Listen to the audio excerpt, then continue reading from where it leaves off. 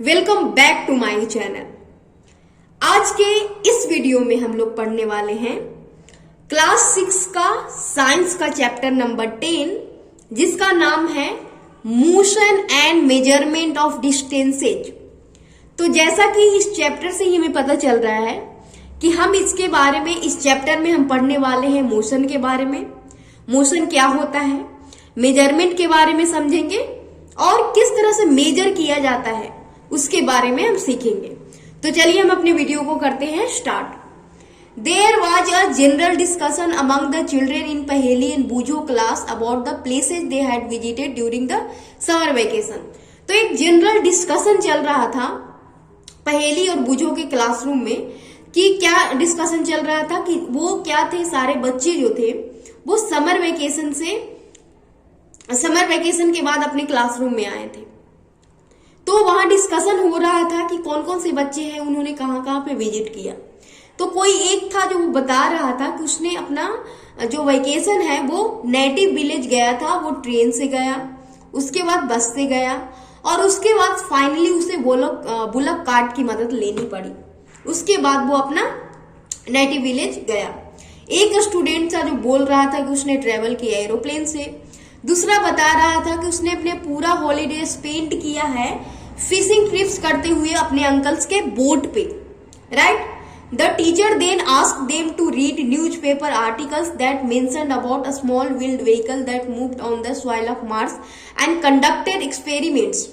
तो एक उनके जो टीचर थे उसने एक न्यूज़पेपर में जो आर्टिकल आता है उसको पढ़ने के लिए दिया।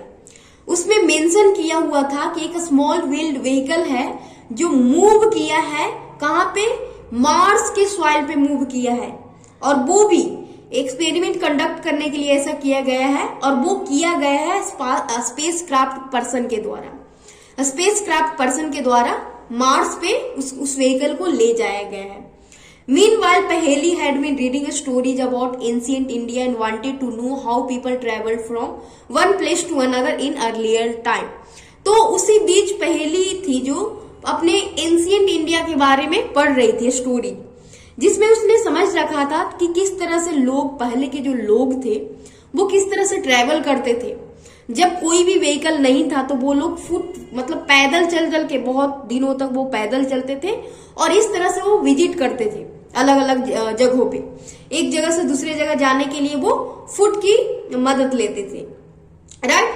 तो अब हम समझने वाले हैं स्टोरी ऑफ ट्रांसपोर्ट, कि ट्रांसपोर्ट कैसे बना, इसका इन्वेंशन कैसे हुआ, किस तरह से इसकी शुरुआत हुई, वो हम समझने वाले हैं। Long ago people did not have any means of transport. तो बहुत समय पहले लोगों के पास कोई भी ट्रांसपोर्ट का साधन नहीं था। They used to move only on foot and carry goods either on their back or using animals. तो वो जब उनको मूव करना रहता था, एक प्लेस से दूसरे जगह पे मूव करना रहता था, तो वो पैदल जाते थे और जितना भी उनका सामान रहता था, गुड्स रहता था, वो अपने बैक पे लाद कर ले जाते थे। For transport along water routes, boats were used for ancient time. और जब उन्हें वाटर रूट्स की मदद लेनी रहती थी तो उसके बाद धीरे धीरे उसने बोट्स का सहारा लेना शुरू किया। और तब टाइम के जो बोट थे ना, जो बोट जो थे वो आज के टाइम जितना नहीं था। आज तो अलग तरह का बोट होता है, लेकिन पहले एक सिंपल सा एक लॉग होता था, बड़ी सी एक लकड़ी होती थी और उसी को उसमें एक बीच में हॉलो कैविटी बना दिया जाता था और लोग उसमें बैठकर इस तरह से विजिट करते थे। क्योंकि जो लॉग होता है वो पानी में तैरता है और उसमें एक बीच में क्या बना दिया जाता था, एक कैविटी, हॉलो बना दी जाती थी, जिसमें लोग बैठकर अपने गुड्स वगैरह रख के एक प्लेस से दूसरे प्लेस पे जाते थे। उसके बाद धीरे धीरे लोगों ने सीखा कि अलग अलग जब पीस ऑफ वुड को जोड़ेंगे, अलग अलग चीजों को जोड़कर उन्होंने बोट का शेप देना शुरू कर दिया। और ये जो शेप था वो उनको समझ में आया कि जितने भी वाटर एनिमल्स हैं उनकी शेप्स जो होती है किस तरह की होती है, स्ट्रीमलाइन होती है। तो क्यों ना हम भी अपने बोट को स्ट्रीमलाइन बनाएं ताकि वो पानी में आसानी से मूव कर सके। तो इस तरह से फिश के शेप से बोट का शेप का निर्माण हुआ। Invention of the wheel made a great change in modes of transport. उसके बाद व्हील का इन्वेंशन हुआ, जिसके बाद ट्रांसपोर्ट में एक अलग ही चेंज आ गया। लोगों ने अब व्हील का यूज करना शुरू कर दिया, धीरे धीरे व्हील को इम्प्रूव किया। Thousands of years animal were used to pull vehicle that moved on wheels। तो पहले का जो व्हील था वो आज के व्हील से बहुत ही अलग था। पहले ऐसे ही बना दिया जाता था एक मतलब कि उटपटांग सा, लेकिन अब धीरे धीरे इम्प्रूव हुआ, उसके बाद व्हील का इम्प्रूव हुआ। लोगों ने फिर एनिमल्स में व्हील को यूज करके लोगों ने क्या करना, यूज करना शुरू कर दिया। जैसे कि बुलॉक कार्ट होता है, आप जानते हो, उसके बाद कैमल कार्ट होता है। तो लोग इस तरह से एनिमल्स का यूज करते थे, right. The invention of a steam engine introduced a new source of power. तो उसके बाद फिर स्टीम इंजन का इन्वेंशन हुआ, जिसके बाद धीरे धीरे ये सारी चीजें डेवलपमेंट होती चली गई। Rail roads were made for steam engine driven carriage and wagons. उसके बाद रेल रोड्स का निर्माण हुआ ताकि कैरियज और वैगन्स को उस पर ले जाया जा सके। तो देखिए यहाँ पे पिक्चर में दिखाया गया है कि सबसे पहले यहाँ पे बहुत सारे ट्रांसपोर्ट के मीन्स ऑफ ट्रांसपोर्ट है, आप देख रहे हो। यहाँ पे आपको देखकर बताना है कि कौन सा है जो पहले आया होगा। तो हमने पढ़ रखा है कि जो कैमल कार्ट था वो पहले आया, उसके बाद बाइसिकल आया, उसके बाद धीरे धीरे बस का निर्माण हुआ, उसके बाद ये ट्रेन हुआ, उसके बाद एरोप्लेन और स्टीम इंजन, ये सारी चीजें, सॉरी ये स्टीम इंजन नहीं है, ये क्या है, स्ट्रीमर है, राइट। तो इस तरह से धीरे धीरे उसका इन्वेंशन हुआ। लेटर केम ऑटोमोबाइल्स, उसके बाद ऑटोमोबाइल्स आया। Motorised boats and ships were used as means of transport on water. उसके बाद मोटराइज्ड बोट्स का निर्माण हुआ। पहले के शिप्स में, बोट में मोटर नहीं लगे हुए रहते थे, लेकिन धीरे धीरे लोगों ने सीखा कि उसमें मोटर भी हम लगा सकते हैं। The early years of 1900 saw the development of aeroplanes. उसके बाद एरोप्लेन का निर्माण हुआ। These were later improve to carry passenger and goods. उसके बाद उसपे पैसेंजर को, गुड्स को क्या किए जाने लगा, ले जाया जाने लगा एक प्लेस से दूसरे प्लेस पे। इलेक्ट्रिक ट्रेन्स का निर्माण हुआ, मोनो रेल आया, सुपरसोनिक एरोप्लेन्स आया, spacecraft are some of the 20th century contribution, right. तो ये सारी चीजें धीरे धीरे उसका इंप्रूवमेंट आया, राइट। उसके बाद हमारा है how far have you travelled, how wide is this desk, how did people know how far they have travelled. अब लोग कैसे जान जाते हैं कि हमने कितनी दूरी ट्रेवल की है, कैसे हम मेजर करते हैं। अब हम अपने साथ कुछ मेजर करने वाला डिवाइस तो नहीं ले जाते हैं कि हमें पता चल जाए, राइट। तो ये कैसे पता चलता है हमें, how will you know whether you can walk all the way to your school और whether you will need to take a bus और rickshaw to reach your school. तो हम ये कैसे पता कर लेते हैं, या फिर आप ये कैसे पता कर लेते हो कि आपका जो स्कूल है उसको जाने के लिए, स्कूल जाने के लिए आप पैदल चले जाओगे या फिर कोई ऑटो रिक्शा या फिर बस का मदद लेना पड़ेगा, right. Is it possible for you to walk to the market. तो क्या आपको ये पॉसिबल है कि आप मार्केट भी वॉक करके चले जाओ। How will you know the answer to this question. आप ये सारे आंसर के जवाब कैसे जानते हो। तो हम सभी जानते हैं कि जो थोड़ी सी दूरी पे रहती है हमारी जो प्लेसेज, वो हम पैदल चले जाते हैं, और इसके अपोजिट अगर कोई प्लेस है जो बहुत दूर है तो उसके अकॉर्डिंग हम क्या लेते हैं, हम कोई व्हीकल का यूज करते हैं।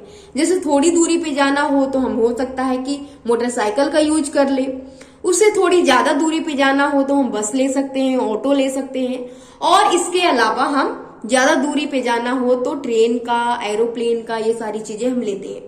तो लोग कैसे जानते हैं कि कोई सा प्लेस है जो कितना दूर है, उसको मेजर कैसे करते हैं। It is often important to know how far a place is so that we can have an idea how we are going to reach that place. तो ये जानना हमारे लिए बहुत ज्यादा जरूरी है कि कोई भी जो प्लेस है वो कितनी दूरी पे है, ताकि हम एक आइडिया लगा सके, एक जनरल आइडिया लगा सके कि हमें उसे पहुंचने के लिए वॉक करना होगा या बस लेना होगा या ट्रेन की मदद लेनी होगी या फिर शिप का सहारा लेंगे या फिर एरोप्लेन का लेंगे, right. Sometimes there are objects whose length और width we need to know. और कभी कभी ऐसा भी होता है कि किसी ऑब्जेक्ट की लेंथ और विड्थ का पता करना होता है, right. In Paheli and Boojho classroom there are large desk which are to be shared by 2 student. तो पहेली और बूझो के क्लासरूम में एक बड़ा सा डेस्क है जिसको शेयर करना था दो लोगों के बीच में। अब उन दोनों के बीच में झगड़ा होने लगा कि कोई ज्यादा अपना क्या है कि कोई ज्यादा पार्ट में बैठ रहा था, कोई कम पार्ट में बैठ रहा था। तो उसके टीचर ने इस झगड़े को से बचने के लिए उसके टीचर ने एक सजेशन दिए। वो सजेशन क्या था?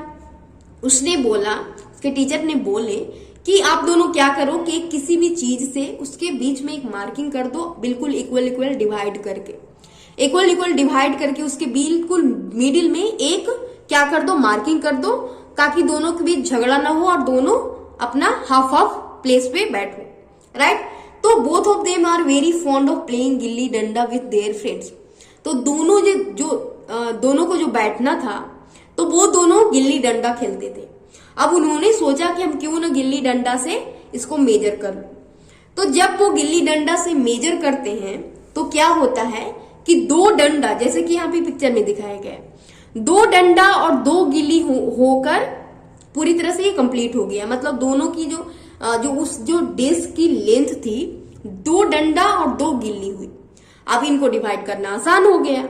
उसके बिल्कुल मिडिल में क्या किए कि एक डंडा और एक गिल्ली के बिल्कुल मिडिल में उन्होंने एक मार्किंग कर दी और एक डंडा और एक गिल्ली दूसरे को मिल गया उतनी लेंथ की जगह, और एक डंडा और एक लेंथ वाली जगह दूसरे को मिल गई। अब दोनों में झगड़ा नहीं हो रहा था। लेकिन कुछ दिनों के बाद क्या हुआ, कुछ दिनों के बाद वो जो मार्किंग थी वो क्या हो गई, खत्म हो गई। राइट, मिट गई। अब दोनों के बीच फिर से झगड़ा स्टार्ट हो गया। अब उन दोनों के बीच प्रॉब्लम ये हुई कि वो जो गिल्ली डंडा से उन्होंने मेजर किया था वो सेम गिल्ली डंडा क्या था, उनका खो गया था। अब वो उनके पास न्यू गिल्ली डंडा था। जब उन्होंने फिर से न्यू गिल्ली डंडा से मेजर करना शुरू किया तो अब प्रॉब्लम आ गई। प्रॉब्लम ये आई कि दो डंडा और एक गिल्ली होने के बाद थोड़ी सी जो प्लेस थी वो बच गई। अब इसका क्या उपाय हो सकता है? अब वो दोनों कैसे डिवाइड करेंगे? क्योंकि एक डंडा और एक डंडा तो ले लेंगे, लेकिन एक ही गिल्ली आ रही, उसको कैसे डिवाइड करेंगे? Right? What would you suggest? Paheli and Boojho do to measure the length of the whole desk. तो अब इस झगड़े से बचने के लिए आप क्या अच्छा सजेशन दोगे जिससे उन दोनों का जो प्रॉब्लम है वो खत्म हो जाए और दोनों आसानी से मेजर कर लें? तो आप ये कह सकते हो कि वो बिकेट से या फिर बेल्स की मदद से उसको मेजर कर सकते हैं। लेकिन जो प्रॉब्लम गिल्ली डंडा में आई वही सेम प्रॉब्लम उनको फिर से आ सकती है कि नहीं? बिल्कुल आ सकती है। One thing they could do is to take a small length of a string and mark 2 points on it. एक चीज वो कर सकते हैं कि वो एक स्ट्रिंग के मदद से वो क्या कर सकते हैं, उसको मेजर कर सकते हैं और मेजर करने के बाद उसको हाफ हाफ डिवाइड कर सकते हैं। क्यों? क्योंकि स्ट्रिंग जो होता है उसको हम मोड़ कर उसको हाफ डिवाइड कर लेते हैं। उसका 1/2 भी बना लेंगे, 1/4 भी कर लेंगे, 1/8 भी कर लेंगे। तो ये थोड़ा सा उनके लिए थोड़ा सा आसानी होगी। You would say that they should use the scale in their geometry box and solve their problem. आप ये कह सकते हो कि उनके ज्योमेट्री बॉक्स में जो स्केल है उससे मेजर कर सकते हैं, क्योंकि उनसे ये सारी प्रॉब्लम खत्म हो जाएगी, है ना? पूरी तरह से प्रॉब्लम खत्म हो जाएगी। Boojho has been reading about the way people use to measure distances. अब बूझो ने ये पढ़ रखा था कि पहले के जो लोग थे, जब स्टैंडर्ड यूनिट्स नहीं आया था, स्टैंडर्ड कोई स्केल नहीं आया था हमारे पास, तो लोग किस तरह से वो मेजर करते थे, और उसने वही सजेशन दिया और अलग अलग चीजें ट्राई की। Right? There are so many occasion when we come across a need to measure length and distances. तो इस तरह से हमारे पास बहुत सारे ऐसे अवसर आते हैं जिनमें हमें जरूरत पड़ती है किसी चीज को मेजर करने की। जैसे कि जो टेलर होता है उसको भी मेजर करनी होती है, कपड़ा सिलने से पहले उसको भी मेजर करनी पड़ती है कि किसी की हाइट कितनी है, किसी की विड्थ कितनी है ना? क्योंकि सभी जो पर्सन होते हैं अलग अलग पर्सन की अलग अलग हाइट होती है। उसके बाद किसी को ये भी पता करना होता है, कारपेंटर है, अगर उसको डोर बनाना हो, कवर्ड बनाना हो या फिर विंडो बनानी हो तो उसको भी ये पता करनी होती है कि लेंथ कितनी ली जाए, विड्थ कितनी ली जाए। ये सारी चीजें उनको पता करनी होती है। इसके अलावा जो फार्मर होते हैं, फार्मर को भी जरूरत होती है कि उनकी जो फील्ड है उनका लेंथ और विड्थ कितना है, ताकि ये पता कर सके, ये एक आइडिया लगा सके कि उनमें कितना वाटर की जरूरत है, क्रॉप्स लगाने के पहले कितनी सीड की जरूरत पड़ेगी। तो हमारे लाइफ में ये सारी चीजें की जरूरत पड़ती ही पड़ती है। ये रोजमर्रा के जीवन में हमें ये सारी चीजें की जरूरत पड़ती है। जैसे हमारे यहाँ टेबल है, तो टेबल को मेजर करने की जरूरत पड़ेगी कि वो कितनी लेंथ की है, राइट। इसके अलावा डेस्क, हमें ये भी पता करना होता है कि दिल्ली से लखनऊ की दूरी कितनी है। उसके बाद हमें ये भी पता करना होता है कि अर्थ से मून की दूरी कितनी है। तो इस तरह से हमें एक ऐसा डिवाइस की जरूरत पड़ी जो इन सब प्रॉब्लम का सॉल्यूशन निकाल सके, राइट। ऑल दीज क्वेश्चन है वन थिंग इन कॉमन। अब ये सारे क्वेश्चन का एक ही, इनमें जो एक कॉमन चीज है वो एक ही चीज है, they all concern distance between two places. अब ये जो सारी चीजें हैं हमने जो अब तक बात की, उनमें एक ही चीज कॉमन है कि दोनों जो चीजें हैं उनमें एक लेंथ की जरूरत पड़ती है, 2 पॉइंट के बीच की लेंथ की जरूरत पड़ रही है, ताकि हम 2 पॉइंट के बीच की दूरी को हम पता कर सके। The 2 places may be close enough like the 2 ends of a table or they may be far apart like Jammu and Kanyakumari. अब ये जो 2 प्लेस है, हम जिसकी दूरी जानना चाहते हैं, जिसकी लेंथ जानना चाहते हैं, हो सकता है कि वो दोनों बहुत ही क्लोज हो। अगर किसी डेस्क के 2 एंड पॉइंट के बीच की दूरी जानना चाहते हैं तो वो क्लोज है। इसके अलावा अगर कोई जो 2 पॉइंट है वो दूर भी हो सकता है, जैसे जम्मू से कन्याकुमारी की दूरी कितनी है, हमें ये भी पता करनी होती है, right. Let us do a few measurement to see what exactly we need to do when we measure distance और लेंथ। तो हमें इस मेजरमेंट को पता करने के लिए, मेजरमेंट को मेजर करने के लिए हमें किस चीज की जरूरत पड़ेगी, हम किस तरह से मेजर करेंगे, ये हम देखने वाले हैं। Some measurements. Activity first, work in groups and each of you do this activity 1 by 1। अब आपको ये जो एक्टिविटी है बिल्कुल आपको ग्रुप में करनी है। Using your foot unit of length, measure the length and breadth of your classroom. अब आपको क्या करने हैं कि बहुत सारे फ्रेंड का या क्लासमेट का ग्रुप बनाकर आपको अपनी क्लासरूम की, उसकी लेंथ कितनी है, उसकी विड्थ कितनी है, ये पता करनी है अपने फुट से। फुट को यूनिट बनाकर उसको पता करना है कि किसी के कितना फुट, तो उसकी जो क्लासरूम की जो लेंथ है फुट से कितनी हो रही है, उसकी ब्रेथ है वो फुट से कितनी हो रही है, ये हमें पता करना है। और देखिए यहाँ पे इस तरह का टेबल भी बनाकर दे दिए गए हैं। इस टेबल में आपको क्या करना है कि अलग अलग स्टूडेंट का आप नाम लिखिएगा, और नाम लिखने के बाद आपको ये पता करना है कि उसकी लेंथ कितनी है उसके फुट से, जिसे आप मेजर कर रहे हैं, जिस स्टूडेंट के फुट से आप मेजर कर रहे हैं उसकी फुट कितनी आ रही है लेंथ। यहाँ पे विड्थ भी करनी है। तो इस तरह से आप जब ये करोगे तो आपको कुछ डिफरेंसेज आपको देखने को मिलेंगे। तो चलिए हम ये उसके पहले हम समझने वाले हैं एक्टिविटी 2। अब एक्टिविटी 2 में क्या करना है कि आपको क्लासरूम में कोई डेस्क होगा या टेबल होगा। अब टेबल की लेंथ को मेजर करना है अपने हैंड स्पैन से। जैसे कि यहाँ से जो दो फिंगर होते हैं इसके, इस तरह से जब हम मेजर करते हैं किसी चीज को, जैसे कि हम दिखा रहे हैं, इस तरह से मेजर करते हैं तो इसको बोला जाता है हैंड स्पैन। तो आपको भी हैंड स्पैन की मदद से, जैसे ये यहाँ से यहाँ तक की जो लेंथ है वो 1 हैंड स्पैन है, राइट। इसको इस तरह से देखा जाता है, यहाँ से यहाँ तक की जो लेंथ है वो 1 हैंड स्पैन है। तो इस तरह से आपको अलग अलग फ्रेंड से आपको क्या करना है, मेजर करवाना है कि उनके हैंड स्पैन से किसी डेस्क की लेंथ कितनी हो रही है। और इस तरह से आपको यहाँ पे इसमें रिकॉर्ड करके रखना है।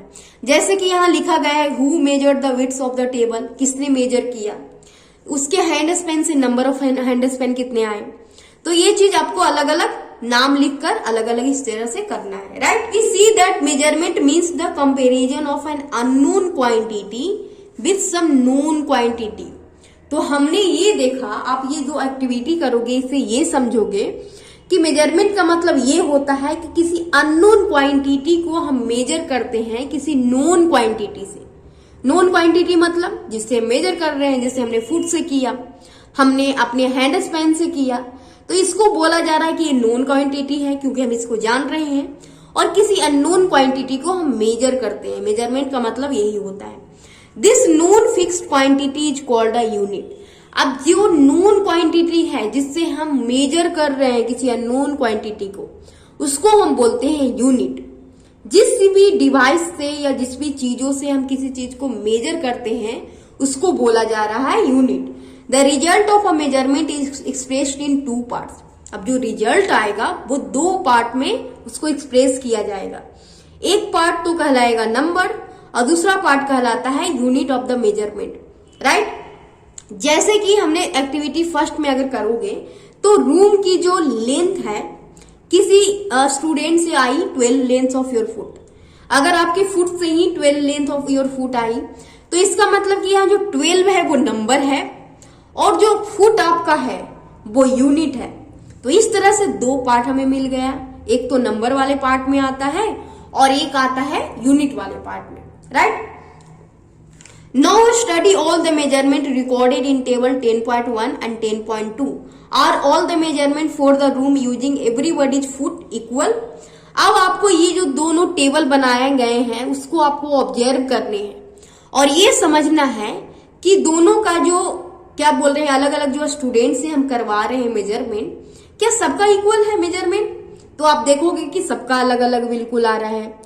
अलग अलग इसलिए आता है क्योंकि सबकी जो साइज होती है ना, फुट की साइज या फिर हैंड की साइज, वो अलग अलग होती है।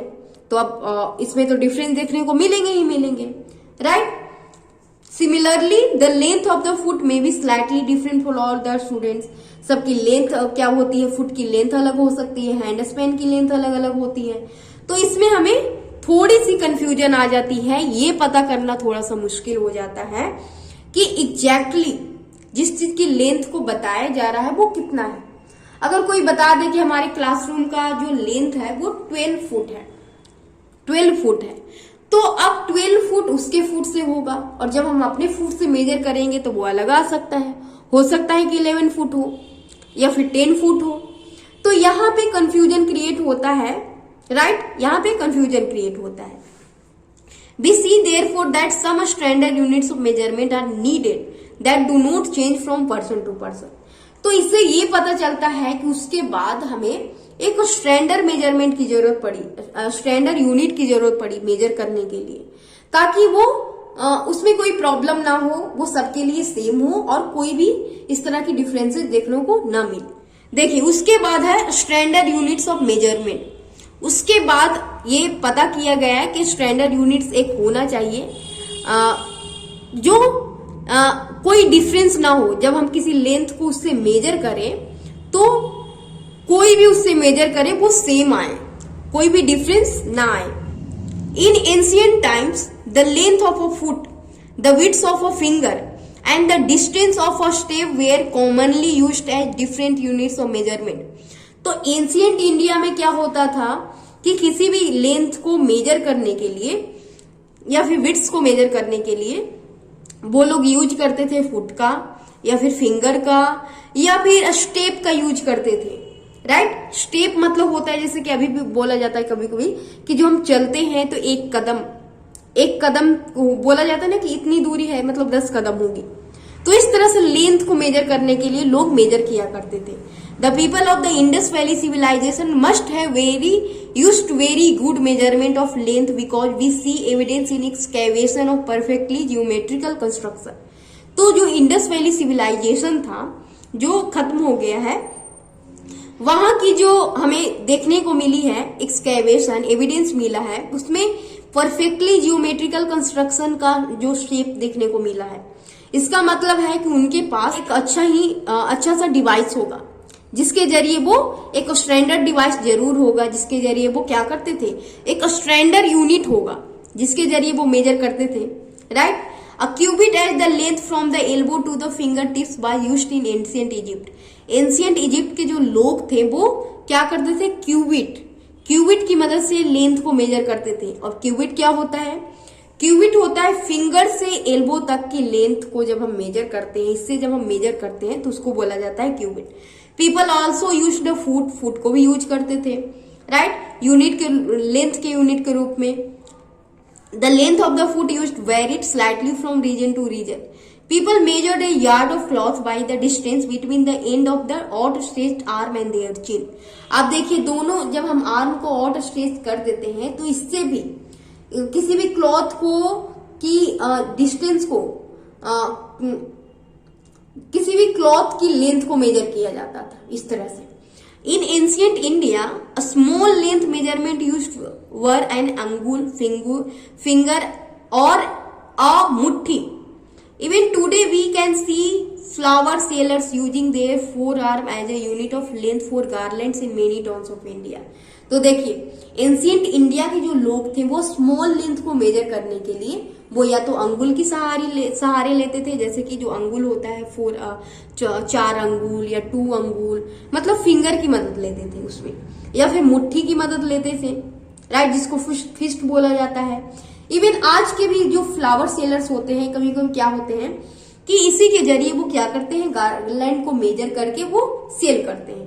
Many such body parts continue to be in use as unit of length when convenient. However, everybody's body parts could be of slightly different sizes. तो इस तरह से अलग अलग बॉडी पार्ट्स का यूज करके लेंथ को या फिर दूरी को मेजर किया जाता था. अब ये होता था कि क्या होता था कि सबका बॉडी पार्ट अलग अलग होता था, तो उससे प्रॉब्लम आती थी. उसके लिए क्या किया गया कि सबसे पहले 1719 में फ्रेंच ने एक स्टैंडर्ड यूनिट को क्रिएट किया जिसको बोला जाने लगा metric system. For the sake of uniformity scientist all over the world have accepted a set of standard units of measurement. उसके बाद साइंटिस्ट ने क्या किया कि पूरे वर्ल्ड का एक मेजरमेंट होना चाहिए. उसने एक यूनिट को एक मेजरमेंट का यूनिट को माना जिसे बोला जाने लगा इंटरनेशनल सिस्टम ऑफ यूनिट, जिसको एसआई यूनिट भी बोला जाता है. एसआई यूनिट ऑफ लेंथ होता है मीटर. लेंथ का जो एसआई यूनिट होता है वो मीटर होता है. और a metre scale is shown in figure 10.6 also shown in is the 15 centimetre scale in your geometry box. और जो क्या होता है मीटर स्केल होता है वो हमारे ज्योमेट्री बॉक्स में भी देखने को मिल जाता है जो 15 सेंटीमीटर का होता है, राइट. और यहाँ पे भी देखिए पिक्चर में दिखाए गए जहाँ पे नंबर तो नहीं दिख रहे हैं लेकिन इस तरह का आपको मीटर स्केल देखने को मिल जाएगा. अब जो मीटर स्केल होता है वो डिवाइडेड होता है क्या किसमें, 1 मीटर इक्वल टू होता है 100 सेंटीमीटर. एक जो मीटर स्केल होता है वो 100 सेंटीमीटर का होता है. और 1 सेंटीमीटर होता है ना वो 10 इक्वल पार्ट्स में डिवाइडेड होता है. और इसका मतलब होता है कि जो 1 सेंटीमीटर है वो 10 मिलीमीटर है. आप अपने ज्योमेट्री बॉक्स के स्केल को देखोगे तो वो 15 सेंटीमीटर का होता है. और एक जो सेंटीमीटर होता है वो देखोगे कि छोटी छोटी सी लाइन रहती है वो 10 इक्वल पार्ट्स में डिवाइडेड होती है 1 सेंटीमीटर. तो उस तरह से क्या होता है कि 0 से जब आप एक तक पहुंचोगे तो आपको 10 लाइन मिलेगी. वो एकक जो लाइन है वो मिलीमीटर है और 1 सेंटीमीटर इक्वल टू होता है 10 मिलीमीटर, राइट. तो इस तरह से उतनी छोटी जो इकाई होती है, जो छोटी इकाई एकक लाइन जो होती है मिलीमीटर की, वो कहलाती है 1 मिलीमीटर. और उसके बाद इस तरह से बनता है सेंटीमीटर और सेंटीमीटर से मीटर. और उसके बाद क्या होता है कि जब दूरी बहुत दूर अगर किसी चीज को मेजर करना हो, दूरी को मेजर करना हो, डिस्टेंस को मेजर करना हो, तो उसको मेजर करने के लिए किलोमीटर का यूज किया जाता है. किलोमीटर का यूज इसलिए किया जाता है कि मीटर से बहुत टाइम लगेगा, राइट. तो उसके लिए किलोमीटर को वो बनाया गया, क्रिएट किया गया. और 1 किलोमीटर इक्वल टू होता है 1000 मीटर. मतलब कि हमने मीटर देखा तो इस तरह से 1000 मीटर को 1 किलोमीटर मान लिया गया और इस तरह से दूरी को किलोमीटर में मेजर किए जाने लगा. अब उसके बाद हम सीखने वाले हैं करेक्ट मेजरमेंट ऑफ लेंथ. है correct measurement of length. Length को किस तरह से मेजर किया जाए उसके बारे में हम सीखने वाले हैं. In our daily life we use various types of measuring devices. तो हम अपने डेली लाइफ में बहुत अलग अलग तरह के डिवाइस का यूज करते हैं किसी भी डिस्टेंस को, हाइट को, लेंथ को, विड्थ को मेजर करने के लिए. We use a metre scale for measuring length. हम मीटर स्केल का यूज करते हैं लेंथ को मेजर करने के लिए. टेलर यूज करता है टेप का. Whereas a cloth merchant uses a metre rod. जो क्लॉथ बेचने वाले होते हैं वो मीटर रॉड, आपने देखा होगा कि लोहे का रॉड होता है, उससे मेजर करते हैं क्लॉथ को। For measuring the length of an object you must choose a suitable device. तो इस तरह से अलग अलग चीजों को मेजर करने के लिए अलग अलग चीजों की जरूरत पड़ती है। जैसे कि अगर किसी छोटी चीजों को हमें मेजर करना हो, जैसे हमें पेंसिल को मेजर करना हो या फिर हमारा जो बेंच है उसको मेजर करना हो, तो उसको हम मेजर कर सकते हैं 15 सेंटीमीटर स्केल से। इसके अलावा हमें ज्यादा दूरी वाली चीजों को मेजर करना हो तो उसके लिए हमें किलोमीटर की मदद लेनी रहती है। तो इस तरह से अलग अलग चीजों के लिए हम अलग अलग डिवाइस का भी यूज करते हैं। क्लॉथ मर्चेंट होते हैं जो रॉड यूज करते हैं, मीटर रॉड यूज करते हैं, राइट। तो अब मेजर कैसे किया जाए, चलिए हम वो सीखते हैं। In taking measurement of a length we need to take care of the following. अब किसी चीज को मेजर करने के लिए हमें इन सब चीजों को जानना जरूरी है। वो क्या है? Place the scale in contact with the object along its length as shown in figure 10.7। तो आपको किसी भी स्केल को, जिस भी चीज को आपको मेजर करना है उसके लेंथ के अकॉर्डिंग उसको रख देना है, जैसे कि यहाँ पिक्चर में दिखाए गए हैं। और आपको जहां पे 0 मार्किंग किया हुआ रहेगा वहां से आपको मेजर करनी है। 0 से देखना है कि उसकी लेंथ कितनी है। किसी किसी स्केल में क्या होता है कि 0 वाला जो क्या होता है वो टूट जाता है, गिरने से टूट भी जाता है, तो 0 वाला पार्ट जो होता है वो टूट जाता है। तो इस तरह से जब आप मेजर करोगे उस टूटी हुई स्केल से तो आपको प्रॉब्लम आएगी, आपको करेक्ट वो नहीं मिलेगा रिजल्ट। तो उसके लिए आप क्या कर सकते हो कि आप 1 से, जहां पे 1 मार्किंग है वहां से आप मेजर करते हुए, जैसे कि यहाँ पे दिखाए गए 1 से मार्किंग करते हुए जहां तक उसकी लेंथ है वहां तक आप पता करोगे। और उसके बाद क्योंकि आपने 0 से मेजर नहीं किया है, 1 से किया है, तो आप जितनी भी लेंथ आए, जितनी भी उसकी मेजरमेंट आए उसमें से 1 को माइनस कर सकते हो और इस तरह आपको रिजल्ट मिल जाएगा। जैसे कि अगर किसी चीज को मेजर कर रहे हैं और 1 से मेजर करने के बाद हमारा आया 14.3 सेंटीमीटर, तो उसमें हम 1 को माइनस कर देंगे क्योंकि हमने 0 से नहीं लिया है, 1 से लिया है, मतलब 1 सेंटीमीटर को हम लोग छोड़ दिया है। तो इसलिए हम 1 सेंटीमीटर को माइनस करेंगे और उसका जो रिजल्ट होगा वो आएगा 13.3 सेंटीमीटर। ये आप, आई होप कि आप ये अच्छे से समझ गए हो, राइट। क्योंकि हमने 0 से नहीं लिया, 1 सेंटीमीटर हमने कम कर दिया, इसलिए उसको अब 1 से लेंगे तो वो 1 सेंटीमीटर ज्यादा आ जाएगा। तो इसलिए हमको 1 सेंटीमीटर माइनस करना पड़ेगा सही रिजल्ट के लिए। उसके बाद क्या है कि ऑब्जर्वेशन भी हमारा सही सही होना चाहिए, right. Correct position of the I is also important for taking measurement. अब किसी चीज को मेजर कर रहे हैं तो करेक्ट पोजीशन भी हमारे आईज की होनी जरूरी है। जैसे कि कभी कभी क्या होता है कि हम अच्छे से देख नहीं पाते हैं और इसकी वजह से प्रॉब्लम क्रिएट हो जाता है। जैसे कि हम मेजर कर रहे हैं और किसी चीज की जो लेंथ है वो आ रही 14.3 सेंटीमीटर और हमने गलती कर दी, थोड़ी सी भी गलती कर दी देखने में, और हमें देखने को ये मिला कि वो 14.2 सेंटीमीटर है। तो हमने 0.1 सेंटीमीटर 0.1 क्या हुआ उसमें, क्या होगा 0.1 सेंटीमीटर हमने उसको कम कर दिया, राइट। तो इस तरह से प्रॉब्लम आ सकती है। तो हमारे आईज का एक सही वो भी होना चाहिए, पोजीशन होना चाहिए देखने के लिए। जैसे कि यहाँ पिक्चर में दिखाया गया है कि ये जो बीच जो मिडिल वाला जो पोर्शन है वो बिल्कुल करेक्ट वे है देखने का। यहाँ पे मेजरमेंट हो रहा है। अब अगर ये देख रहा है तो इसको अलग दिखाई देगा और यहां से ये देखेगा तो इसको अलग दिखाई देगा। तो यहाँ पे आपको डिफरेंस देखने को मिल जाएंगे। इसीलिए हमें आईज की पोजीशन भी सही रखनी जरूरी है ताकि उसका सही मेजरमेंट हम कर सकें। उसके बाद है एक्टिविटी 3। आपको क्या करनी है एक्टिविटी 3 में? Measure the height of your classmate using hand span and then by using a metre scale. आपको अपने क्लासमेट की, किसी भी एक क्लासमेट की, किसी भी अपने फ्रेंड को मेजर करना है, उसकी हाइट को। सबसे पहले उसकी जो हाइट है उसको हैंड स्पैन से मेजर करना है। हैंड स्पैन आप जानते हो, हमने सिखा दिया है कि इस तरह से जब हम मेजर करते हैं इसको बोला जाता है हैंड स्पैन। और उसके बाद मीटर स्केल की मदद से उसको मेजर करनी है, मतलब दोनों चीजों से मेजर करके देखना है। उसके लिए क्या करो कि अपने फ्रेंड को दीवार के अगेंस्ट उनको खड़ा कर दो और उसके बाद फुट से हेड तक, बिल्कुल जहां पे हेड है वहां पे आपको मार्किंग कर देनी है, दीवार पे मार्किंग लगा देनी है जहां पे उनका हेड है। इस तरह से मार्किंग करने के बाद आप क्या करो कि आप नीचे से हैंड स्पैन से उसको मेजर करते जाओ। और जितना मेजरमेंट आएगा आपका हैंड स्पेन से, इस तरह से आपको टेबल दे दिया गया है, यहाँ पे आपको लिख देने हैं। उसके बाद मीटर स्केल से उसको मेजर करना है और जितनी सेंटीमीटर आएगी मीटर स्केल से उतना यहाँ पे लिख देना है। और इस तरह से वो जो सेम हाइट को अलग अलग क्लासमेट से आपको मेजर करवा के देखनी है।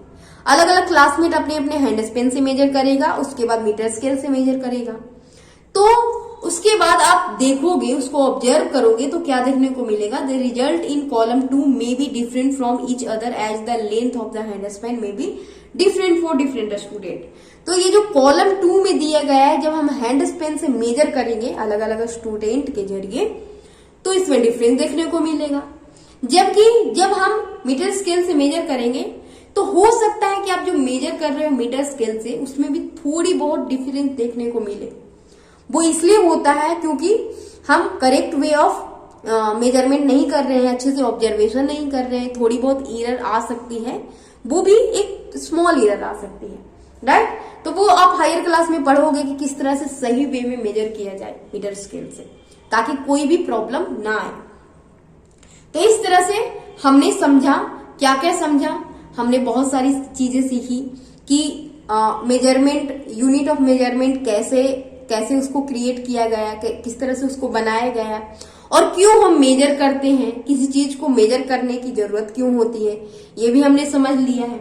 उसके बाद करेक्ट वे ऑफ मेजरिंग क्या है, किस तरह से हम मेजर करें, कौन सा डिवाइस हम मेजर करते हैं किस चीज को मेजर करने में, ये सारी चीजें समझी, राइट।